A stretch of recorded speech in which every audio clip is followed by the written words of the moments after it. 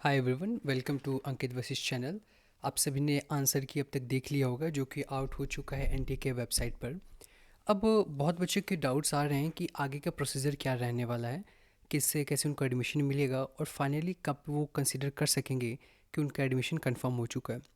तो इस वीडियो में हम आपको टाइमलाइन बताएंगे कि आगे क्या प्रोसीजर रहने वाला है और इसी के साथ साथ में आपको किन चीज़ों का ध्यान रखना है। तो सबसे पहले हम शुरू करते हैं कि अब नेक्स्ट स्टेप क्या होगा।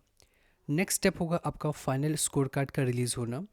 आपको इम्पोर्टेंटली ये काम करना है कि जब भी आपका स्कोर कार्ड आए उसको आपको डाउनलोड कर लेना है और उसकी प्रिंट आउट निकाल के रख लेनी है, क्योंकि ये बहुत ही इंपॉर्टेंट डॉक्यूमेंट है और ये आपका एडमिशन प्रोसेस स्टार्टिंग से लेकर एंड तक काम में आने वाला है। इसके बाद जो बहुत ही इंपॉर्टेंट पोर्टल पे आपको जाना है और ध्यान रखना है वो है डीयू का CSS portal, that is common seat allocation system portal. उस पर जाके आपको रजिस्ट्रेशन करना है।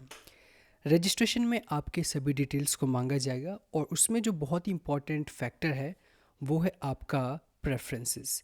प्रेफरेंसेस आपके वो प्रेफरेंस होंगे जो कि आप अपने कॉलेज को सिलेक्ट करने में यूज़ करेंगे, that is your CLC, LC1 और LC2।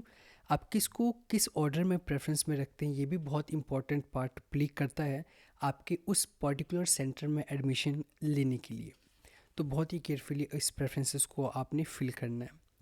जैसे आप प्रेफरेंस को फिल कर लेते हैं और रजिस्ट्रेशन क्लोज हो जाते हैं तो उसके बाद ड्यू निकालता है मेरिट लिस्ट। मेरिट लिस्ट में बेसिकली इस टाइम पे क्या होता है कि आपके ही जो सीसेस पोर्टल है, अगर आप सिलेक्टेड हैं तो उसमें आपको दिखाएगा कि आपका जो एलोकेटेड सेंटर है वो ये है। क्या आप इसको एक्सेप्ट करना चाहते हैं या इसको आप अपग्रेड करना चाहते हैं। You have to be very much cautious कि पहले तो जो भी आपको सेंटर अगर एलोकेट होता है उसको आपको एक्सेप्ट कर लेना है। एक्सेप्ट करने के बाद अगर आपको लगता है कि आप अपग्रेड करना चाहते हैं जो आपने सीसेस पोर्टल में ही प्रेफरेंस वाइज डाला था, तो उसके बाद आप सेव करके अपग्रेड पे भी क्लिक कर सकते हैं।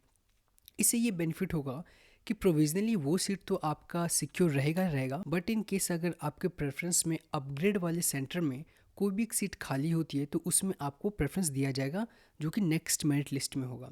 After selection of the desired college, the next thing would be your upload of relevant document. So एक बार आपका एक्सेप्टेंस हो जाता है, जैसे कि आपके 10th के हो गए, 12th के मार्कशीट हो गए, साथ ही साथ स्कोर कार्ड हो गए, उन सब के आपको प्रिंट आउट निकाल के रख लेने हैं।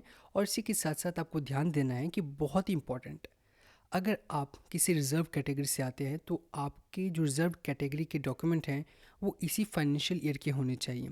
पिछले फाइनेंशियल ईयर को आप यूज़ नहीं कर सकते इन एडमिशन प्रोसेस जो कि इस फाइनेंशियल ईयर के लिए है, तो ये भी आपको बहुत ही ध्यान देना है।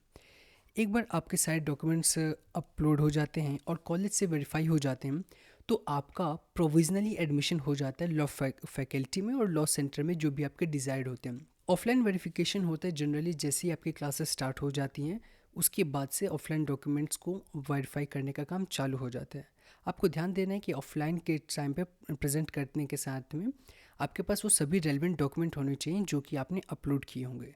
अगर आपके कुछ डॉक्यूमेंट अभी पेंडिंग है और उस टाइम पे रजिस्ट्रेशन करते समय आपके पास नहीं है, तब आप अंडरटेकिंग भी फिल कर सकते हैं, बट जैसे ही ऑफलाइन चेकिंग स्टार्ट होगी आपके पास वो रेलिवेंट डॉक्यूमेंट होने चाहिए। और जैसे ही आप अपने ऑफलाइन में ये सभी डॉक्यूमेंट्स को वेरीफाई करवा लेते हैं तो आपका admission finally law faculty of Delhi university में हो जाता है। तो बहुत ही इंपॉर्टेंट आपको ये चीज़ ध्यान रखना कि इन सभी डॉक्यूमेंट्स की लिस्ट आप पहले ही रेडी करके रख लें। अगर आपके अच्छे खासे नंबर आ रहे हैं, स्पेशली अगर आप जनरल कैटेगरी से हैं और 200 प्लस आपके नंबर आ रहे हैं, तो मान के चलिए कि मोटा मोटी आपके फैकल्टी में एडमिशन होने की बहुत बहुत भरपूर चांसेस। और दूसरी इंपॉर्टेंट बात यह है कि इसमें आपको पेशेंस रखना है, क्योंकि ये एडमिशन प्रोसेस 1 से 2 महीना कम से कम लगेगा ही लगेगा और इसमें आपको जो है उतना ज़्यादा एग्रेसिव नहीं होना है कि क्या हो रहा है कैसे नहीं हो रहा है। I know you want to be get admitted in faculty as soon as possible, but you have to also ensure that you take every step very carefully so that you are admitted in college and without any repercussions due to your lack of awareness. Because one, once if you take any wrong document upload, if you're not able to fulfill all the required documentation processes और कहीं पे आपसे चूक होती है तो admission के ऊपर आपका सवालिया निशान भी उठ सकता है और बाद में फैकल्टी आपका एडमिशन भी कैंसिल कर सकती है। I am not saying it for scaring you, just for the purpose of awareness कि आपको बहुत ही अलर्ट रहना है, आपको ऑफिशियल वेबसाइट चेक करते रहना है on regular basis. With this, I would like to conclude today's video. Thank you for watching the video.